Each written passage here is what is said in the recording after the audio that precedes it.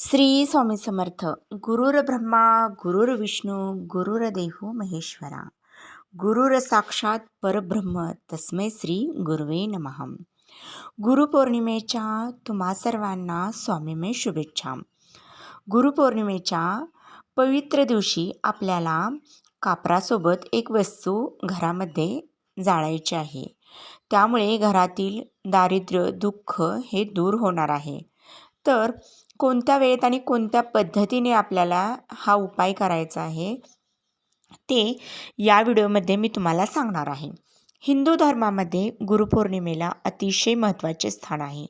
अत्यंत पवित्र अशा या दिवशी आपल्याला गुरूंची भक्ती पूजा करावयाची आहे, त्यांचा मान सन्मान करावयाचा आहे, त्यांच्या चरणाशी कृतज्ञता राहायची आहे. दर आषाढ महिन्याच्या शुक्ल पक्षातील पौर्णिमेला गुरुपौर्णिमा ही साजरी केली जाते. गुरूंची कृपा ज्या व्यक्तीवर राहते त्या व्यक्तीच्या जीवनात सुख, समाधान, यश आणि प्रगतीचे मार्ग खुले होतात. म्हणून या दिवशी श्रद्धेने गुरूंचा आशीर्वाद मिळवणं अत्यंत महत्त्वाचं मानलं जातं.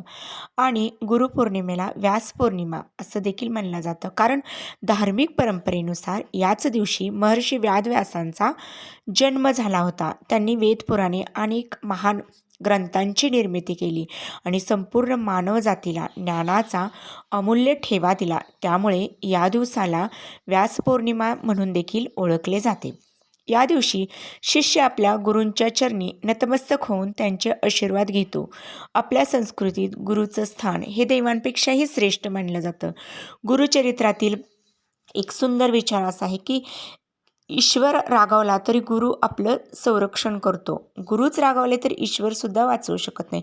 म्हणून आपल्या जीवनात गुरुला खूप अनन्यसाधारण महत्त्व आहे. त्यांचा आशीर्वाद खूप महत्त्वाचा आहे आणि आजच्या दिवशी त्यांच्या चरणी जाऊन पूजा करून आशीर्वाद घ्यावा. ज्यांना अद्याप गुरु नाही त्यांनी आज गुरुपौर्णिमेच्या शुभ दिवशी गुरुपद स्वीकारण्याचा संकल्प जरूर करा. हे गुरुपद तुम्ही घरच्या घरी किंवा एखाद्या मंदिरात जाऊन देखील करू शकता. एक श्रीफळ घ्या, त्यावर थोडी खडीसाखर ठेवा आणि एक पिवळं फूल अर्पण करा. नंतर ते श्रीफळ दोन्ही हातात धरून आपल्या मनातील श्रद्धेने गुरुला प्रार्थना करायची आहे की आजपासून तुम्ही माझे गुरु आहात. माझं गुरुपद स्वीकारा आणि माझ्यावर सदैव तुमची कृपादृष्टी असू द्या, अशी प्रार्थना करायची आहे. श्रीफळ गुरूंना अर्पण करायचं आहे. एवढ्या साध्या भक्तिभावाने आपण गुरुपद स्वीकारता येतं आपल्याबरोबरच. आणि महत्त्वाची गोष्ट म्हणजे पौर्णिमेची तिथी ही भगवान विष्णू, माता लक्ष्मी आणि चंद्रदेवी यांनाही समर्पित मानली जाते. म्हणून अनेक घरामध्ये या दिवशी श्रद्धेने सत्यनारायणची पूजा केली जाते. धार्मिक दृष्टिकोनातून हा दिवस खूप पवित्र असा आहे. वास्तुशास्त्रानुसार काही विशेष उपाय करण्यासाठी हा दिवस देखील शुभ मानला जातो. तर या दिवशी अनेक प्रभावी उपाय असतात. ते उपाय केले की आपलं दुःख दारिद्र्य नष्ट होतं. बुधवार गुरुपौर्णिमेला संध्याकाळी कापरासोबत एक छोटीशी वस्तू आपल्याला जाळायची आहे. ते जर श्रद्धेने आपण केलं तर घरातील नकारात्मकता, वास्तुदोष दूर होतो. सततचे वाद कमी होण्यास मदत होते. घरातील प्रत्येक सदस्यांच्या प्रगतीसाठी आणि लक्ष्मीच्या कृपेसाठी हा उपाय अत्यंत शुभ मानला जातो. तर हा उपाय कोणत्या वेळेत करावयाचा आहे, कोणकोणत्या वस्तू यासाठी लागणार आहे, योग्य पद्धत कोणती आहे, हे अगदी सोप्या पद्धतीने या व्हिडिओमध्ये आपण पाहणार आहोत. तर हा उपाय बुधवार गुरुपौर्णिमेच्या दिवशी आपल्याला करावयाचा आहे आणि संध्याकाळी करावयाचा आहे. योग्य वेळेत आणि श्रद्धेने केला तर या उपायाचे महत्त्व खूप वाढते. हा उपाय तुम्ही सायंकाळी 6 वाजल्यापासून रात्री 12 वाजेपर्यंत तुम्ही करू शकता. आजची पौर्णिमा तिथी रात्रीपर्यंत असल्यामुळे या संपूर्ण कालावधीमध्ये हा उपाय करणे शुभ मानले जाते. शक्य असेल तर सायंकाळी 6 ते 9च्या वेळेत प्रयत्न करा, कारण ही तिन्ही सांजेची वेळ असते आणि याच वेळेत आपण देवाजवळ दिवा लावत असतो, संध्यावंदन करत असतो. घरात शुभ ऊर्जा अधिक प्रमाणात सक्रिय होत असते. त्यामुळे केलेल्या पूजेला आणि उपायांना विशेष असं महत्त्व असतं. या कारणामुळे त्यावेळेसच आपल्याला हा उपाय करावयाचा आहे. आता रात्री 12 वाजेपर्यंत श्रद्धेने हा उपाय केला तरी त्याचं पुण्यफळ मिळतंच. आपल्या हिंदू धर्मात कापुराला खूप पवित्र स्थान आहे. कापूर, धूप आणि दिवा याशिवाय देवपूजा पूर्ण झाल्यासारखी वाटत नाही. म्हणूनच प्रत्येक शुभ कार्यात कापुराचा वापर केला जातो. कापूर प्रज्वलित केल्यानंतर त्यातून निर्माण होणारा सुगंध हा घरातील वातावरण प्रसन्न करतो. त्याचबरोबर नकारात्मकता ऊर्जा कमी होते व सकारात्मकता ऊर्जेचं वातावरण आपल्या घरात निर्माण होतं. आता कापूर जाळल्याने पितृदोष नाहीसा होतो. तसेच अनेक संकट जे काही असतात कुटुंबावरचे ते नाहीसे होते. त्यापासून संरक्षण मिळते.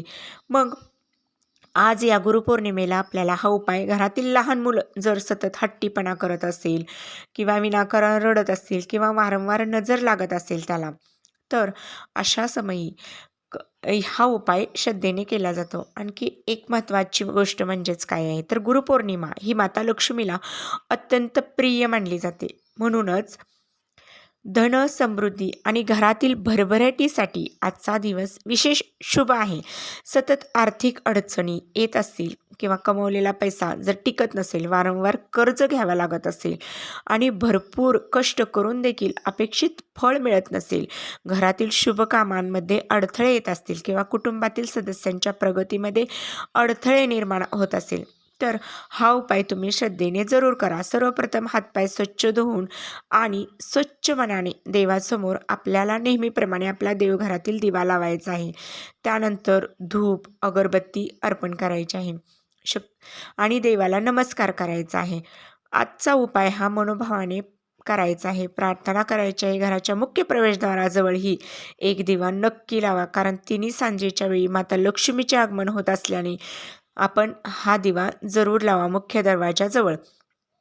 आता हा दिवा लावल्याने सकारात्मकता वाढते आपल्या घरामध्ये. आता मुख्य भाग काय आहे की यासाठी एक तांबण घ्यायचं आहे आपल्याला, जो उपाय करायचा आहे. तांबण नसेल तर स्वच्छ स्टीलचे ताट घेतले तरी चालते. त्या तांबणामध्ये एक मातीची पंती किंवा कापूर जाळण्यासाठी योग्य असं छोटंसं भांडं, तेही उपलब्ध नसेल तर उष्णता सहन करू शकेल अशी स्टीलची वाटी, प्लेटही आपण वापरू शकतो. त्या पंतीमध्ये किंवा भांड्यामध्ये थोडंसं आपल्याला तांदूळ ठेवायचं आहे. त्या तांदळावर एक भीमसेनी कापूरची वडी ठेवायची असेल. भीमसेन कापूर नसेल तर साधा कापूर वापरला तरी देखील काही हरकत नाही. तुमच्याकडे 5 कापुराच्या वड्या असतील तर सुरुवातीला सर्व वड्या एकाच वेळी ठेवायच्या नाहीत. सुरुवातीला फक्त एकच वडी तांदळावर ठेवायची आहे. उरलेल्या 4 वड्या बाजूला ठेवायच्या आहे.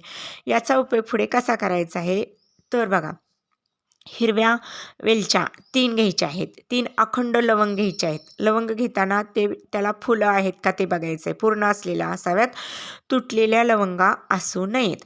3 वेलच्या, 3 लवंगा आणि मग त्या कापुराच्या जवळ तांदळावरच त्या आपल्याला ठेवायच्या आहे. श्रद्धेने तो कापूर प्रज्वलित करायचा आहे. कापूर व्यवस्थित पेटल्यानंतर त्यावर थोडंसं शुद्ध गाईचं तूप सोडा. जर गाईचं तूप उपलब्ध नसेल तर देखील हा उपाय करू शकतो आपण. तूप जर नसेल तरी देखील चालते. आता ते तांबण दोन्ही हातात धरा, देवघरासमोर उभे राहा. नंतर माता लक्ष्मीची जी आरती तुम्हाला येत असेल ते मनापासून म्हणा. आता मोठी आरती असण्याची गरज नाही, श्रद्धा आणि भक्ती सर्वात महत्त्वाची आहे. आरती सुरू असताना आपल्याला एक गोष्ट लक्षात ठेवायची आहे की पहिली कापराची वडी जळून संपत आली की तिच्यासोबत दुसरी वडी ठेवायची आहे. नंतर ती संपली की तिसरी. अशा पद्धतीने आपल्याला एकामागोमाग एक अशा 5 कापराच्या वड्या जाळावायच्या आहेत. आता सर्व वड्या एकाच वेळी पेटवायच्या नाहीत. क्रमाने आपल्याला त्या जाळायच्या आहे आणि माता लक्ष्मीची आपल्याला पूजा करावयाची आहे. आता आरती झाल्यानंतर त्या जळत असलेल्या कापराचा धूर संपूर्ण घरामध्ये फिरवायचा आहे.